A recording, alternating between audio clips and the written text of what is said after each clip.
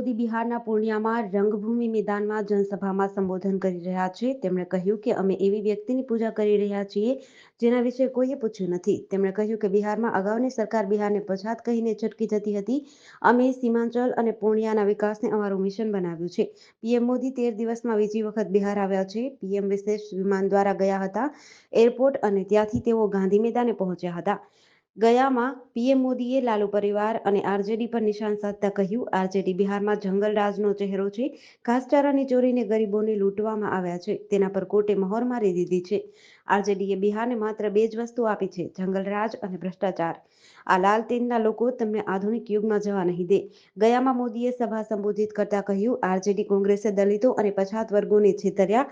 અમે 25 કરોડ લોકોને ગરીબીમાંથી બહાર કાઢ્યા છે. દેવભૂમિ દ્વારકાના દરિયા મારફતે હેરાફેરી થતા અગાઉ ઝડપાયેલા તોતિંગ ડ્રગ્સ બાદ આજે ચડતા પહોરે પોલીસને દરિયાકાંઠા વિસ્તારમાં ₹44.85 લાખની કિંમતનો ચરસનો જથ્થો મળ્યો હતો. જોકે આ માદક પદાર્થ મંગાવનાર તથા સપ્લાયરો પોલીસને ન મળી આવતા આ અંગે એસઓજી પોલીસે ફરિયાદ નોંધી છે. સૂત્રો દ્વારા પ્રાપ્ત વિગતો મુજબ દેવભૂમિ દ્વારકા જિલ્લા સ્પેશિયલ ઓપરેશન ગ્રુપ દ્વારા ગતરાત્રે પેટ્રોલિંગ હાથ ધરાયું હતું, જેમાં દ્વારકા વિસ્તારમાં આવેલા શાંતિનગર ખાતેની એક હોટેલ નજીકના બીચની સામેના દરિયાકાંઠા નજીક પહોંચતા પોલીસને એક પ્લાસ્ટિકનું પારદર્શક બોક્સ મળ્યું હતું. પોલીસે આ બોક્સની તપાસ કરતા તેમાં રહેલો પદાર્થ ચરસ હોવાનું ખુલ્યું હતું. એસઓજીના ઇન્ચાર્જ પીઆઈ પીસી સિંગડખિયાની તથા તેમની ટીમ દ્વારા કરવામાં આવેલી આ કામગીરી આ પ્લાસ્ટિકના પારદર્શક બોક્સમાં રહેલું 897 ગ્રામ ચરસ પોલીસે કબજે લીધું છે. રાજકોટ લોકસભા બેઠકના ભાજપના ઉમેદવાર પુરુષોત્તમ રૂપાલાએ આજે વિજય મુહૂર્ત પહેલા જ ઉમેદવારી ફોર્મ ભર્યું છે. વિજય મુહૂર્તનો સમય 12:39નો હતો. જોકે તેની જગ્યાએ 11:15 થી 11:30ના લાભ ચોઘડિયામાં તેમણે ફોર્મ ભર્યું છે. કલેક્ટર કચેરી ખાતે પહોંચી કલેક્ટર સમક્ષ ફોર્મ રજૂ કર્યું હતું. રૂપાલા યાજ્ઞિક રોડ પરના જાગનાથ મંદિરે ભગવાન શંકર સમક્ષ શીશ ઝુકાવી રેલી સ્વરૂપે બહુમાળી ભવન ચોક ખાતે પહોંચ્યા હતા. બહુમાળી ચોક ખાતે જંગી સભાને સંબોધી હતી. આ દરમિયાન તેમના સમર્થનમાં હજારો કાર્યકરો ઉમટ્યા હતા. રૂપાલાની સાથે પૂર્વ મુખ્યમંત્રી વિજય રૂપાણી, કર્ણાટકના પૂર્વ રાજ્યપાલ વજુભાઈ વાળા, પ્રદેશ ભાજપના ઉપાધ્યક્ષ ભરત બોઘરા સહિતના પદાધિકારીઓ ઉપસ્થિત રહ્યા હતા. રૂપાલાએ ચૂંટણી પંચ સમક્ષ રજૂ કરેલા સોગંદનામા મુજબ તેમની પાસે વિદેશી બનાવટની પિસ્તોલ છે, જ્યારે તેમની કે તેમના પત્ની પાસે કાર નથી. તેમજ પત્ની સવિતાબેન પાસે 81 લાખની કિંમતનું 1390 ગ્રામ સોનું છે. સોગંદનામામાં પતિ પત્ની પાસે ₹6.5 કરોડ વ્યક્તિ દીઠ જંગમ મિલકત હોવાનું ખુલ્યું છે. રામનવમીને લઈને બોટાદ શહેરમાં ફ્લેગ માર્ચ યોજવામાં આવી હતી. બોટાદ જિલ્લા એસપીની હાજરી વચ્ચે ફ્લેગ માર્ચ સહિત ફૂટ પેટ્રોલિંગનું આયોજન કરાયું હતું. જિલ્લાના તમામ તાલુકામાં આવતીકાલે શાંતિપૂર્ણ માહોલમાં રામનવમીની ઉજવણી થાય તેને લઈ પોલીસ દ્વારા સંપૂર્ણ આયોજન કરાયું છે.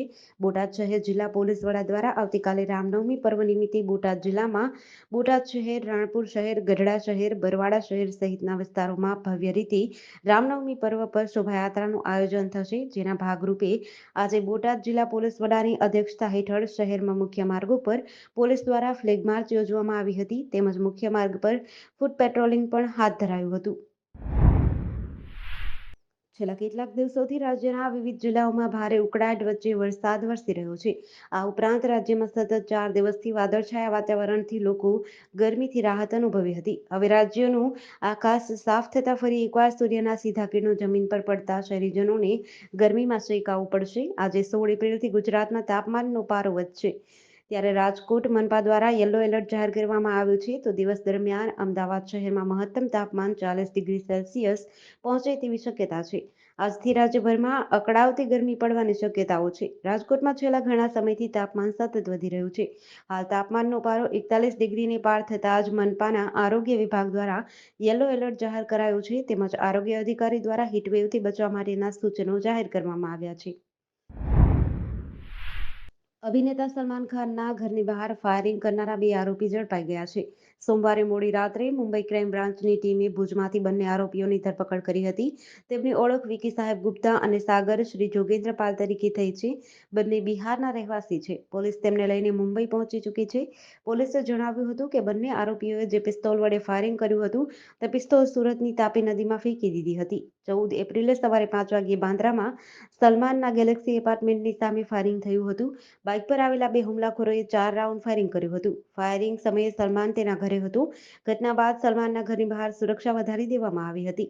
સીસીટીવી ફૂટેજમાં જોવા મળે છે કે બંને આરોપીઓએ સ્પોર્ટ્સ કેપ પહેરેલી છે અને તેમના ખભા પર બેગ લટકતી હતી. આ ફૂટેજમાં બંને સલમાનના ઘર પર ફાયરિંગ કરતા દેખાય છે.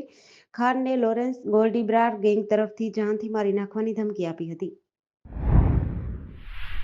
કાશ્મીરના શ્રીનગરમાં ઝેલમ નદીમાં એક બોટ પલટી ગઈ હતી. આ બોટમાં સ્કૂલના બાળકો સહિત 11 લોકો હતા. અકસ્માતમાં 4 લોકોના મોત થયા છે. 7 લોકોને બચાવી લેવાયા છે. આ બોટ દરરોજ લોકોને લઈને ગાંદરબલથી બટવારા જાય છે. છેલ્લા 48 કલાકમાં ભારે વરસાદના કારણે ઝેલમના જળસ્તરમાં વધારો થયો છે, જેના કારણે બોટ પલટી ગઈ હતી. અકસ્માત બાદ તરત જ સ્થાનિક ખલાસીઓએ બચાવ કામગીરી હાથ ધરી હતી. થોડીવાર પછી પોલીસ અને એસડીઆરએફની ટીમ પણ બચાવમાં લાગી ગઈ હતી.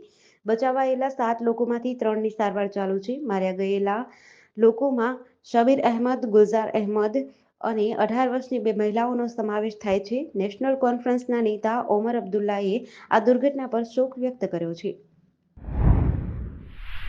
સુરતના ડિંડોલી વિસ્તારમાં કેનાલ રોડ પર એક યુવકની હત્યા કરાયેલી હાલતમાં લાશ મળતા ચકચાર મચી હતી. યુવકને ગળું કાપી ફેંકી દેવાયો હોવાની આશંકા સેવવામાં આવી રહી છે.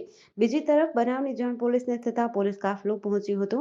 પોલીસે યુવકના મૃતદેહને પોસ્ટમોર્ટમ અર્થે હોસ્પિટલ ખસેડી આ મામલે તપાસ હાથ ધરી છે. ડિંડોલી મધુરમ સર્કલથી કેનાલ જતા રોડ પર એક યુવકની લાશ મળી હતી. બીજી તરફ બનાવની જાણ પોલીસને થતાં ઉચ્ચ અધિકારીઓ સહિતનો પોલીસ કાફલો ઘટના સ્થળે પહોંચ્યો હતો. પોલીસની પ્રાથમિક તપાસમાં યુવકના શરીરે ઈજાના નિશાન મળી આવ્યા હતા. આ ઉપરાંત યુવકને ગળું કાપી ફેંકી દેવાયો હોવાની આશંકા સેવવામાં આવી રહી છે. હાલ પોલીસે યુવકની લાશને પીએમ અર્થે સ્મીમેર હોસ્પિટલે ખસેડીને મૃતક યુવક કોણ છે તે દિશામાં તપાસ હાથ ધરી છે. છોટાઉદેપુર જિલ્લાના આદિવાસીઓ હાલ માદરે વતન પરત ફરી રહ્યા છે. ત્યારે એક ક્રુઝર ગાડીમાં જીવના જોખમે બેસીને મુસાફરી કરતો હોવાનો વિડીયો વાયરલ થયો છે. છોટાઉદેપુર જિલ્લાના આદિવાસીઓ કચ્છ કાઠિયાવાડથી માદરે વતન પરત ફરી રહ્યા છે. આ આદિવાસીઓ ઘરે જવાની ખુશીમાં ક્રુઝર ગાડી ભાડે કરી છેક કચ્છ કાઠિયાવાડથી ગાડીમાં કેપેસિટી કરતાં વધુ લોકો ભરાઈને આવે છે. આટલું તો ઠીક, પણ ગાડીની છત પર પોટલા અને પોટલા ઉપર પોતાના મોટરસાયકલો અને તેના ઉપર શ્રમજીવીઓ છેક કચ્છ કાઠિયાવાડથી સવારી કરીને જીવના જોખમે આવે છે. આ શ્રમજીવીઓ 400 કિલોમીટર દૂરથી આ રીતે આવી રહ્યા છે. રસ્તા કેટલા જિલ્લા પડે છે અને અસંખ્ય પોલીસ મથકોની સરહદો પણ આવે છે. તેમ છતાં તેઓ બેરોકટોક રીતે છેક છોટાઉદેપુર સુધી જઈ રહ્યા છે.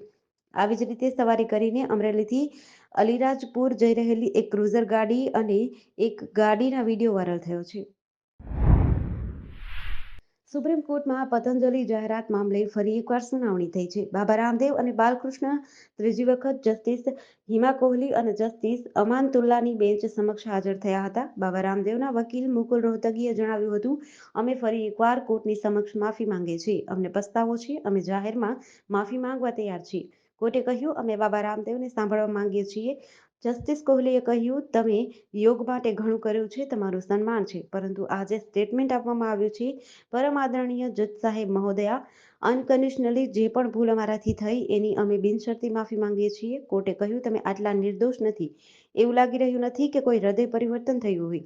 હજુ પણ તમે તમારી વાત પર અડગ છો. અમે આ મામલાને 23 એપ્રિલના રોજ જોઈશું.